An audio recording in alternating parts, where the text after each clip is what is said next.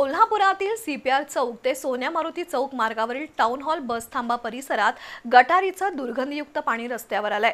या पाण्यातून मार्ग काढत आणि असह्य दुर्गंधीमध्येच प्रवाशांना एसटी बसची वाट बघत थांबावं लागतं। यापूर्वी सुद्धा टाउन हॉल थांबा कचऱ्यानं वेढलेला होता। आता दुर्गंधीयुक्त गटारीचं सांडपाणी अखंड वाहत असतं। महापालिका प्रशासनानं तातडीनं या भागातील दुरुस्ती आणि स्वच्छता करण्याची गरज आहे। तर एसटीच्या अधिकाऱ्यांनी सुद्धा आपले प्रवासी कोणत्या परिस्थितीत थांबतात याची दखल घेणं गरजेचं आहे। स्वच्छ सुंदर कोल्हापूरची घोषणा केली जाते, पण प्रत्यक्षात शहरातील सार्वजनिक स्वच्छतेकडे महापालिकेचं दुर्लक्ष आहे। महापालिकेचे अनेक आरोग्य कर्मचारी ज्या भागात राहतात त्या सिद्धार्थनगर कमानी समोरील रस्त्यावर टाउन हॉल बस थांबा आहे।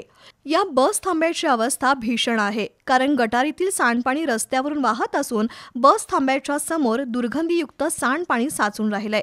या पाण्यातून वाट काढत आणि नाकाला रुमाल लावूनच एसटीच्या प्रवाशांना टाउन हॉल थांब्यावर बसची वाट पाहावी लागते। ग्रामीण भागातील प्रवाशांना या बस थांब्यावर थांबणं म्हणजे शिक्षा आहे। मुळात टाउन हॉल स्टॉपवरील शेड गायब आहे। बऱ्याचदा कचऱ्याचे ढीग पडून असतात। आता तर गटारीच्या सांडपाण्यातच प्रवाशांना उभं राहावं लागतंय। त्याबद्दल महापालिकेला फिकीर नाही किंवा एसटी महामंडळाचे अधिकारी लक्ष देत नाहीत। बांबवडे, मलकापूर, कोतोली या मार्गावर धावणाऱ्या अनेक एसटी बसेस या टाउन हॉल थांब्यावर येतात। ग्रामीण भागातील प्रवाशांसाठी हा सोयीस्कर स्टॉप आहे, पण दुर्गंधीयुक्त पाण्यानं वेढलेल्या या बस स्टॉपच्या स्वच्छतेकडे कधी आणि कोण लक्ष देणार हा खरा प्रश्न आहे।